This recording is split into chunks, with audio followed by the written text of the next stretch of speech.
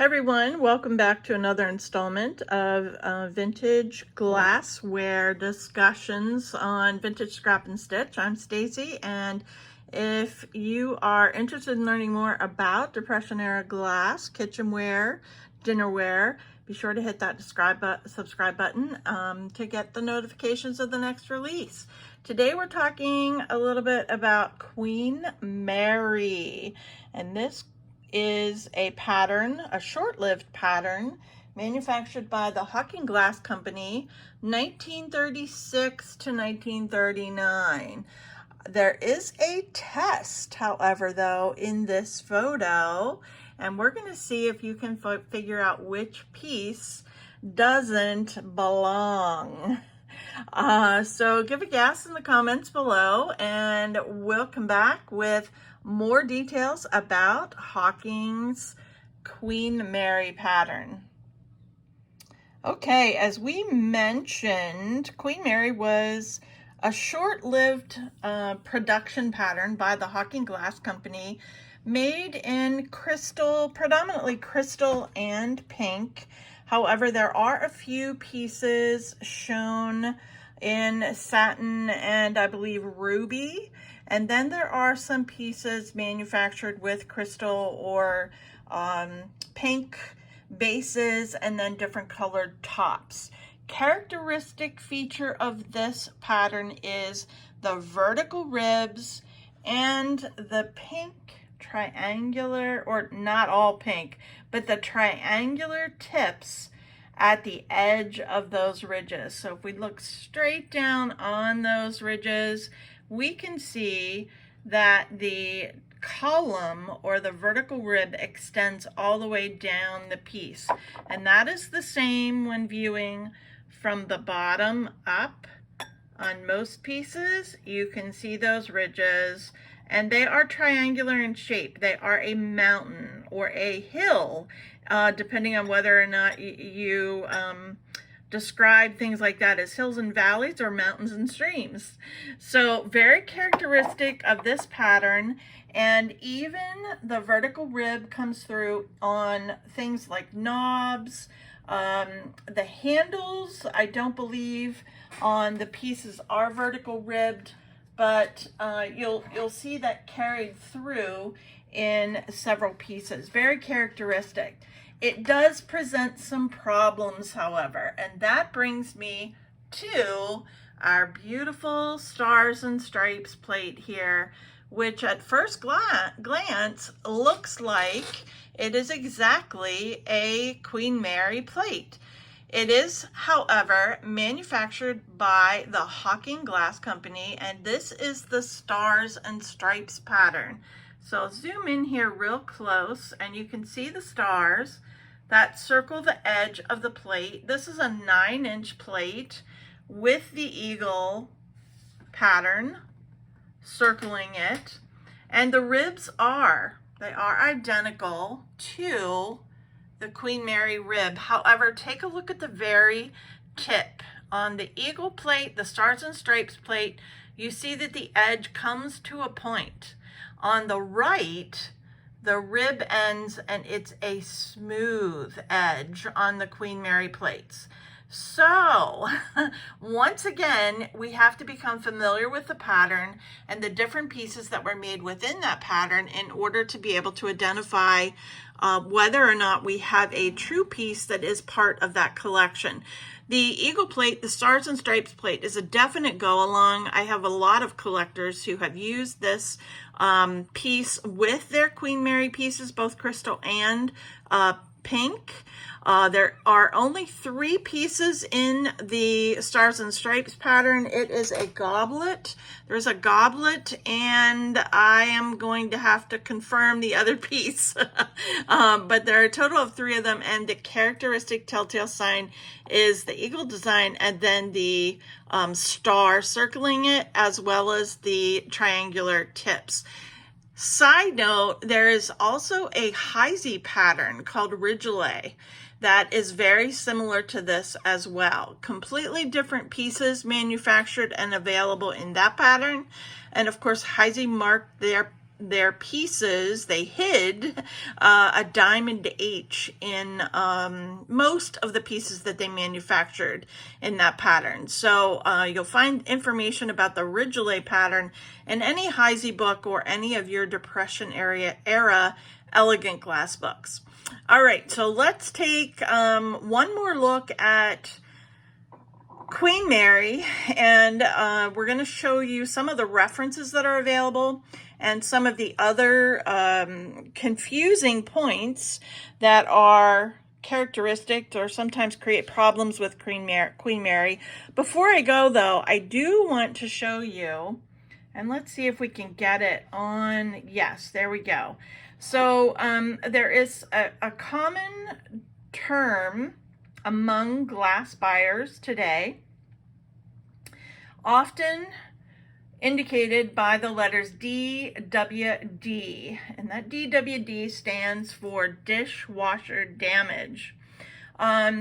Word to the wise, well, not necessarily a word to the wise, but just some information.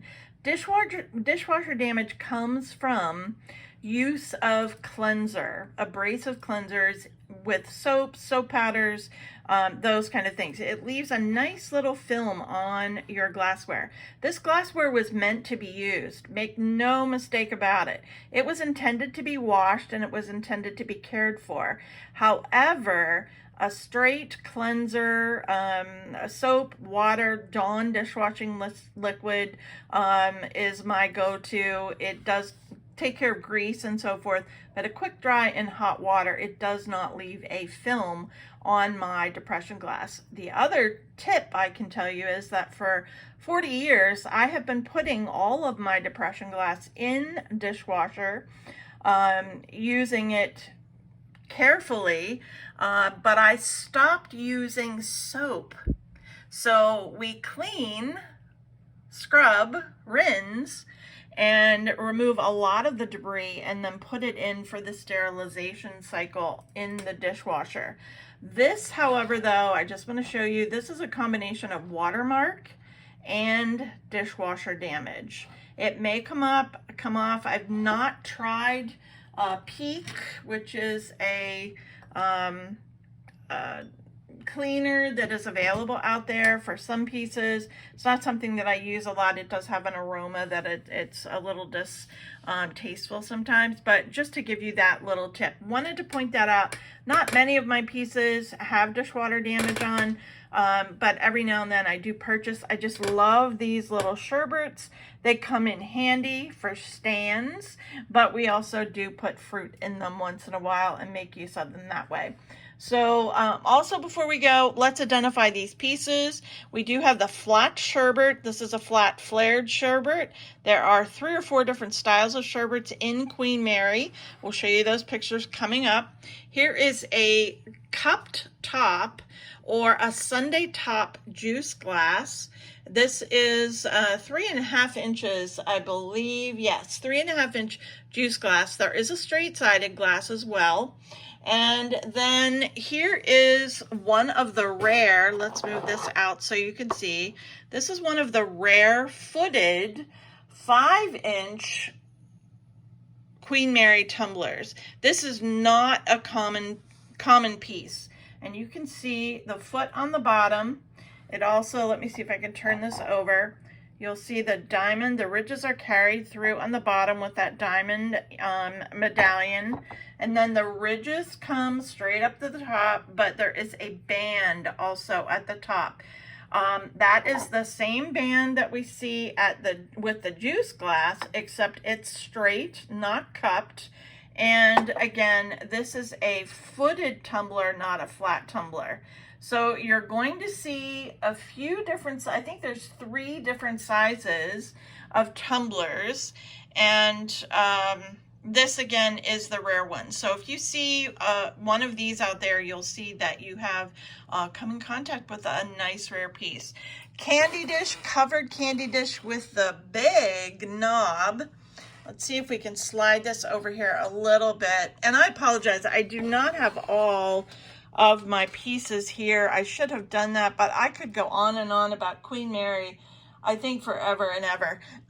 So this is the flat large. It contains, you can squeeze over 2 pounds of candy in there, depending on what kind of candy you are in placing in there. It is approximately 8 inches around. The lip of the lid is ridged, and the top does come out to diamond points as well.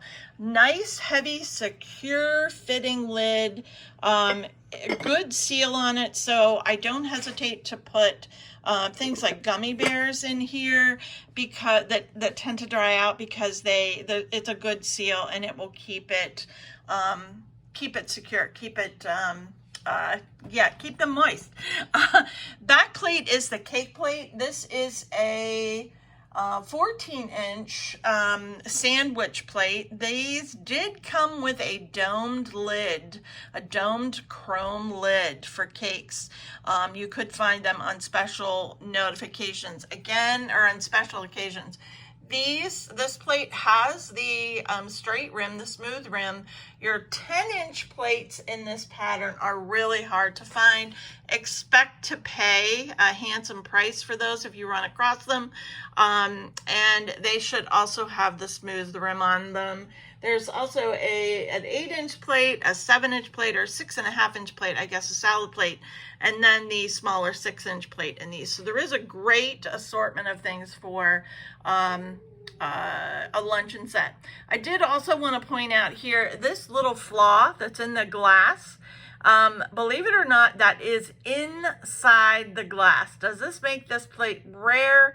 I don't think so, but it does show you how flawed and how imperfect Depression glass was. It was made at a time where they're trying to restart the economy during the wars and so forth. So there are lots of flaws, lots of air bubbles. It actually looks like metal is ingrained in there, but both on this side and on the other side, it is smooth. So just wanted to point that out. This has not stopped me from using this plate at all. Again, I've used it in the dishwasher.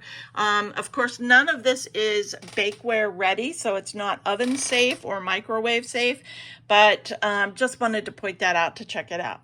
All right, let's take a look at some references and show you some of the other different pieces that are available.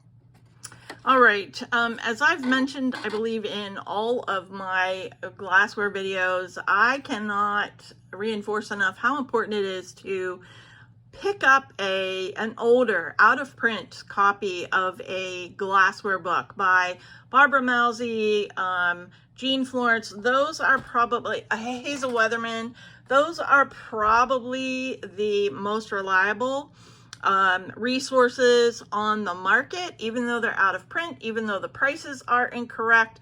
The reference as far as dating and information is invaluable. This book, I believe, is this is the 4th edition. This is Jean's 4th edition, very early book, but it shows photos of pieces that are not necessarily photographed today. So in this particular photo, you will see the large 14-inch plate, which I showed you previously in crystal. Here it is shown in pink. To the left, upper left, you see the round serving bowl. That's an 8-inch serving bowl.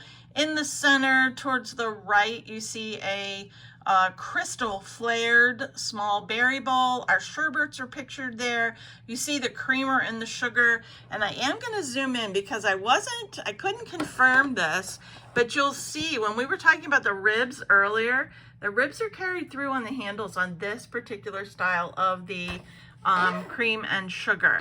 So that is something to watch out for. Very common ashtray, and here are the crystal shakers with the red lids. Lots of common combos like that out there. And then our silver lid crystal shakers as well. Next reference, and this piece right here with the metal lid, if you run across that, has the red Bakelite handle on. Very cool piece to own. Next resource is going to be Barbara Mousy's book, and here is the ruby candlestick, 4.5-inch candlestick that is extremely rare. In fact, I'm not sure She does have that identified here. It is almost a one-of-a-kind piece. So if you, there may be more of those. Again, this is 2000, so this book is 23 years old. So maybe more of these pieces have come out, but again, something else to look for. And that's part of the reference information that comes out as books are reproduced. But you can see the variety of pieces that were made. Again, pricing on some pieces, like the rare tumbler, the candle holder, they hold true, but others fluctuate completely. Here's another style of the creamer and sugar. Here are our two different types of candy dishes. The piece on the right, the flared piece, let me back this up a little bit. The domed piece, this one right here, is often referred to as a butter dish, but it was actually, well, yeah, they are referring to both of them as a butter dish. So there's our crystal tumbler, the rare footed tumbler. Here's our crystal flared bowl or sherbet, and then the different size bowls here. So lots of options available. Another reason to have these reference books, just to have an idea of the different pieces that are out there, so that when you're out in the wild, you know whether or not you are picking up a piece that is truly Queen Mary.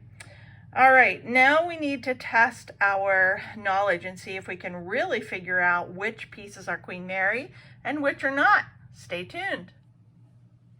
Alrighty, so now for a little lesson on which of these pieces do not belong. We've showed you that for sure we have a Queen Mary juice glass. We have a rare footed 5.5-inch Queen Mary tumbler, and then we have our 14.5-inch plate. What about this 7-inch plate? Let's turn that over so you can see underneath. Some ribs there. What about this creamer? We just showed you a few of them. And then we have another tumbler, clear band atop, and then this piece, cute little piece with 3 legs and then the ridges on the bottom. All right, give your guesses below. We'll pause here briefly. And then let's jump into it. All right, this piece is actually a piece of anniversary and made also in crystal and pink. I don't believe there were any other colors. And I'm just gonna double check here on the maker. My memory is not serving me correctly here. Let's see. There we go. Made by Jeanette. Should have known that. So same vertical ribs, but notice the diamond points at the top of them. Queen Mary has a triangle, not a diamond. So great go along, but is not actually Queen Mary. The next really confusing part is this plain creamer, which is actually a great go along. Nice smooth top band, and the ridges on the bottom are pretty much the same as the Queen Mary. However, the Queen Mary pattern does not have the this deep of a band across the top of the creamer. This is actually a lace edge Old Colony pattern, and it was produced by Hocking Glass. So it is no wonder that their bands are very similar. Let's hold them together here. But again, they come to a deeper point at the top than the regular. And you can see on the tumbler here, this comes to a straight rib. This piece points to the top. So a different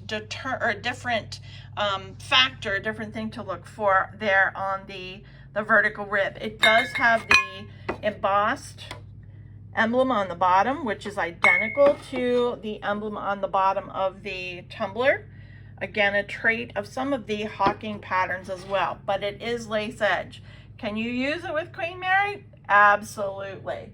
All right, who wants to guess on these two pieces? These are some of my favorite, very, very small depression glass patterns, but they are so cute. They're great for just packing or picking up to put cake, a sandwich on. They're super awesome. And this one is from the Fortune pattern, made by Hocking as well. So again, that justifies a similarity. You still have the vertical ribs on the tumbler, but there's no design in the bottom. There is no sunflower or star embossed in the base of the tumbler, as you see in this footed tumbler. And let's take a look. Look, the juice glass in the Queen Mary tumbler is plain as well. But when you look at the ribs together, you can definitely see a difference. Now, this is an 8-ounce tumbler. This is about a 4-ounce tumbler. So there is a difference in size there, but you hopefully can see that the ribs on Fortune are a little bit wider. They're more of a 1/2-inch rib, where the ribs on the Queen Mary are more narrow, down to 1/4 of an inch. Plates, definitely, these could definitely be used together, and since plates are so difficult to find in the Queen Mary pattern, it would be great to be able to use these. You can see the star medallion in the center here, the ribs going out from the center to the edge, and they're actually more narrow. They're very close to the rib on Queen Mary, but when they come to the outside edge, they turn into that 1/2-inch rib. So that's a little bit. Now, there are several other patterns that create difficulty for collectors and new buyers trying to put a set together. So if you have a question, don't hesitate to reach out, or again, grab yourself one of those reference books and test your own knowledge out. If you have any questions, be sure to comment below. And don't hesitate to reach out with other information that you may have. We love to see everybody's glass collections, including rarities and so forth. We love to share them. Glad to do that. Be sure to hit that like and subscribe button, and we'll be back with more information on our favorite glassware patterns soon. Happy picking!